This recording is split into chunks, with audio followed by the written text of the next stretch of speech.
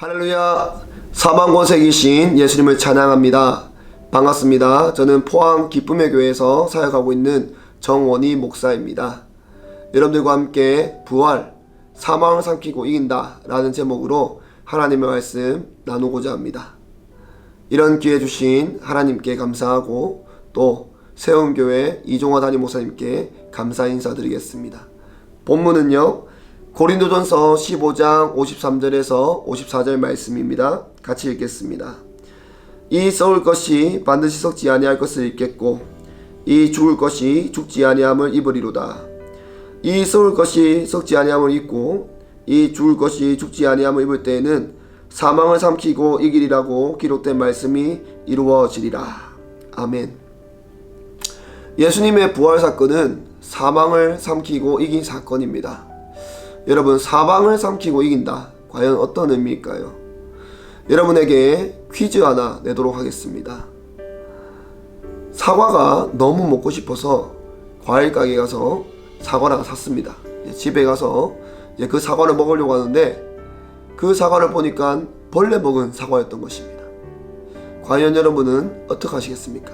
보기 드리겠습니다. 첫 번째, 그 사과를 그냥 통째로 쓰레기통에 버린다. 두 번째, 벌레 먹은 부위만 잘 도려내서 깨끗이 씻은 다음에 그 사과를 먹는다. 3번, 귀찮으니까 그냥 벌레랑 사과랑 같이 먹는다. 여러분, 보통 사람 같은 경우는 1번이나 2번을 선택할 것입니다. 그런데 예수님은요, 3번을 선택하신 겁니다. 벌레와 사과를 함께 먹었던 것이죠. 여기서 사과는 우리를 의미하고 있습니다. 그리고 벌레는요, 죄를 의미합니다. 그 사과를 먹은 사람은 바로 예수님을 의미하는 것이죠. 여러분, 예수님의 사랑은 너무나도 크고 놀랍습니다.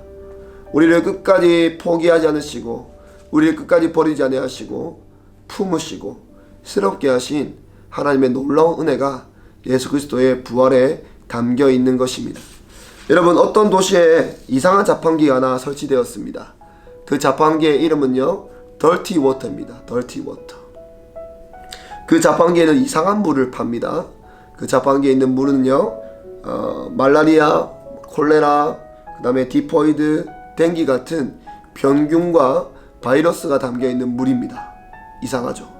근데 사람들이 그 자판기에 돈을 넣고 그 더티 워터를 사는 것입니다. 그 자판기에 보니까 이런 글이 쓰여져 있었습니다. 목마르세요? 매일 4,200명의 아이들이 오염된 물로 죽어가고 있습니다. 1달러만 기부해도 어린이들에게 40일 동안 깨끗한 물을 줄 수 있습니다. 이 자판기는 유니세프에서 진행하는 물 한 잔의 기적 탭 프로젝트입니다. 아프리카 아이들에게 깨끗한 물을 주기 위해서 1달러씩 기부하는 프로젝트입니다. 저는 이 자판기를 보면서 예수님의 부활을 입은 자들이 이렇게 살아야겠다 라는 생각이 들었습니다. 예수님은 죄가 없으십니다. 하지만 우리의 죄를 대신해서 모든 것을 짊어지시고 그 모든 것을 감당하셨습니다. 그것이 사망을 삼키셨다 라는 표현 안에 담겨있는 의미인 것입니다. 우리는 예수님의 부활을 입은 자입니다. 예수님의 죽음이 우리의 죽음이고 예수님의 부활이 우리의 부활인 것을 믿는 자들인 것이죠. 예수님 안에서 새롭게 되었고 새로운 가치와 질서와 비전을 따라 사는 자들입니다. 예수님처럼 우리도 우리의 이웃과 세상의 짐을 대신 짊어질 수 있어야 됩니다. 왜? 우리 안에 부활의 능력이 있기 때문입니다. 우리는 부활의 능력으로 사람을 살릴 수 있고 세상을 변화시킬 수 있습니다. 우리는 그런 능력과 그런 권세를 가지고 있는 자들입니다. 여러분, 부활을 입은 사람은 죽음을 두려워하지 않습니다. 또 죽음도 우리를 막을 수 없습니다. 부활하신 예수님의 생명이 우리 가운데 있기 때문입니다. 예수님은 이렇게 말씀하십니다. 내가 진실로 진실로 너에게 이르노니 한 알의 밀이 땅에 떨어져 죽지 아니하면 한 알 그대로 있고 죽으면 많은 열매를 맺느니라. 자기 생명을 사랑하는 자는 잃어버릴 것이요 이 세상에서 자기의 생명을 미워하는 자는 영생하도록 보존하리라. 그죠? 자기 생명을 사랑하는 자는 그 생명을 잊어버리고 잃어버리고 자기 생명을 미워하는 자는 영생하도록 보존한다. 이 안에 부활의 원리가 담겨 있는 것 같지 않습니까? 여러분, 동굴과 터널이 있습니다. 동굴과 터널은 앞에서 보면 비슷합니다. 그런데 끝이 다릅니다. 동굴은요 막혀 있고 터널은 뚫려 있습니다. 부활을 입은 자는 마치 터널과 같습니다. 끝이 열려 있습니다. 그래서 부활을 입은 자는요 현재의 고난을 기쁨으로 감당할 수 있는 것입니다. 왜냐? 장차 우리가 보게 될 영광과 현재의 고난은 좋게 비교할 수 없기 때문인 것입니다. 영원한 것을 위해 영원하지 않는 것을 포기하는 것은 결코 어리석은 일이 아니다. 에콰도르에 순교하신 짐 엘리엇 선교사님이 하신 말씀입니다. 부활을 믿는 사람은 이런 고백을 할 수 있는 것이죠. 이제 하나님의 자녀가 된 부활의 능력을 입은 우리에게 예수님은 말씀하십니다. 가라. 세상을 향해 나아가라. 땅끝을 향해 나아가라. 헐벗고 굶주리고 고통당하고 아파하고 눈물 흘리고 있는 너의 이웃들에게 나아가라. 그리고 그들의 짐을 대신 지어주라. 사망을 삼키고 부활하신 예수 그리스도를 따라 우리 또한 사망을 삼킬 수 있어야 되고 사망을 이길 수 있음을 여러분 기억하시기 바랍니다. 말씀을 정리하겠습니다.